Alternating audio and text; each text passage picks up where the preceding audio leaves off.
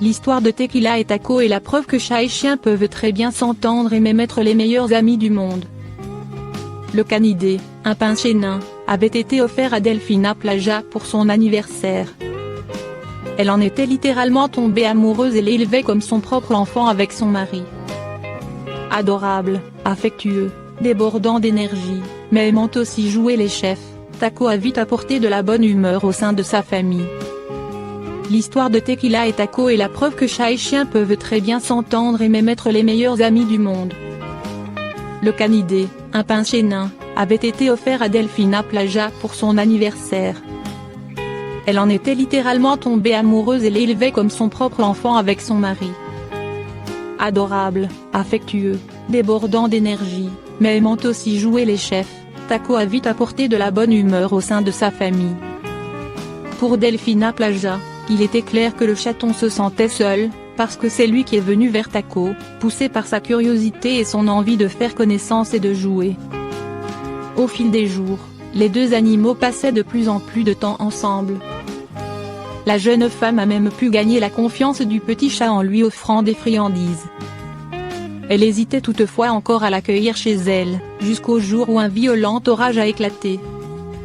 Depuis la fenêtre de sa cuisine, elle voyait le chaton totalement trempé dehors et en a eu le cœur brisé. Elle est alors descendue en courant et l'a ramené à la maison, où il était enfin au sec et au chaud. Le petit félin n'était pas très rassuré au départ, mais il s'est aussitôt détendu en retrouvant son ami Taco. Le chaton a ronronné quasiment sans s'arrêter pendant les 2 jours suivants, signe qu'il s'y sentait très bien.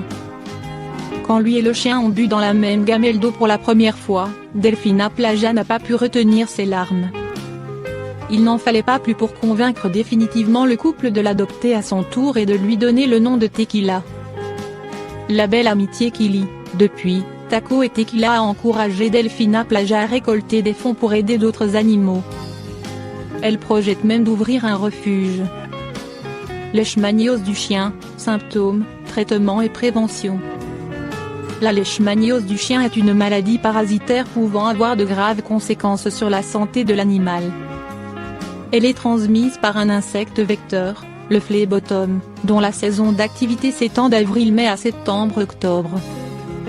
Les premiers symptômes de la leishmaniose chez le chien peuvent apparaître des mois, voire des années, après l'infection, ce qui rend le diagnostic de la maladie parfois compliqué. Voici ce qu'il faut savoir pour protéger votre animal de cette maladie. Les symptômes de la leishmaniose chez le chien. Les signes cliniques de cette maladie sont très variables. Les chiens atteints de leishmaniose peuvent présenter des problèmes de peau, avec perte de poils, pellicule, ulcération, croûte, ou encore des escarres. La leishmaniose peut entraîner un amaigrissement de l'animal, avec un état général qui se dégrade progressivement. On peut également observer un gonflement des ganglions, une pousse anormale des griffes ou des boiteries.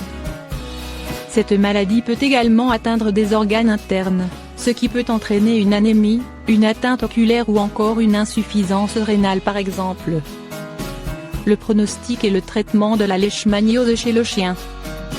Le pronostic de la leishmaniose chez le chien est sombre, car cette maladie peut être fatale en l'absence de réponse au traitement. Le traitement est long et parfois coûteux, il ne permet pas de guérir l'animal mais de contrôler les symptômes. En effet, il s'agit d'un traitement palliatif, car il ne permet pas d'éliminer complètement le parasite responsable de la leishmaniose. Ainsi, des rechutes ultérieures sont toujours possibles. Les facteurs de risque de la leishmaniose canine. La saison classique d'activité des phlébotomes, les insectes porteurs du parasite, s'étend d'avril-mai à septembre-octobre. Les phlébotomes aiment la chaleur et sont donc plus particulièrement répandus dans les zones méditerranéennes. Des variations existent, qui sont dues aux conditions climatiques. Dans ces périodes et ces zones à risque, il est donc indispensable de protéger son animal contre ces insectes, afin d'éviter la contamination par le parasite de la leishmaniose.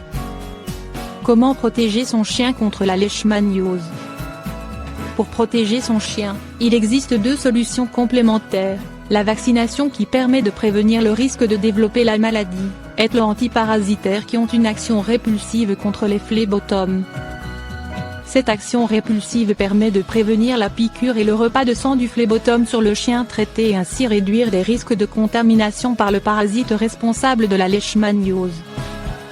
Ces antiparasitaires sont donc des alliés précieux dans la lutte contre la leishmaniose pour la protection du chien en zone à risque. Demandez conseil à votre vétérinaire.